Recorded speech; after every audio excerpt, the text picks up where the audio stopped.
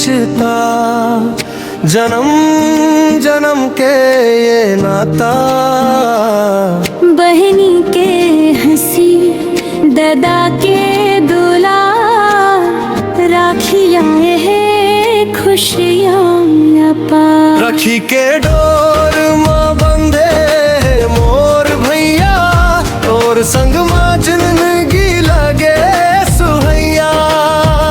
कलाई माँ बांधो मैया के धागा, जन्म जन्म तक रहे प्यार सहारा।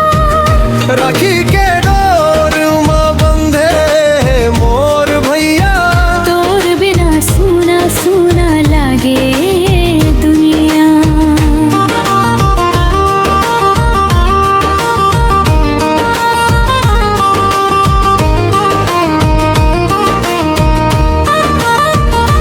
एक संग खेलन एक संग लड़न,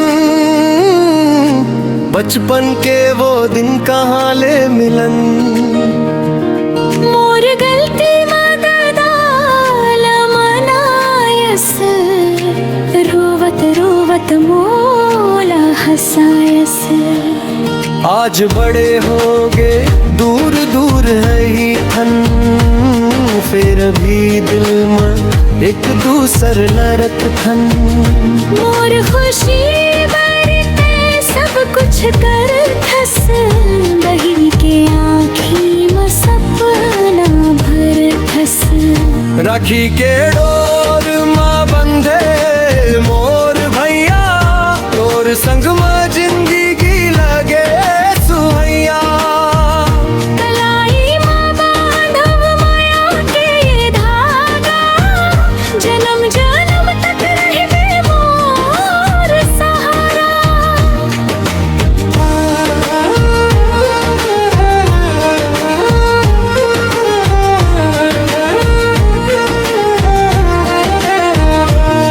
मोर पीरा लबिना कहे जान ले थस, मोर आंसू हंसी माँ बदल दे थस।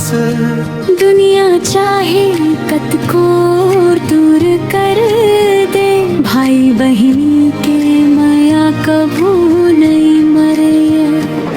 मोर राखी के मान रखी हस भैया, हर जन्म मोर भाई बनी हस भैया।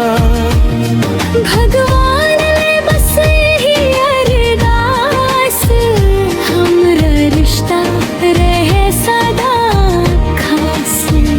माई के आचरा जैसने छावते, बचपन के सबसे सुंदर गावते। दूर रही के घलो पास लगे ठस, मोर हर खुशी मते मुस्काथस। राखी के डोर माँ बंधे मोर भैया, और संग माँ जिंदगी लगे सुहैया।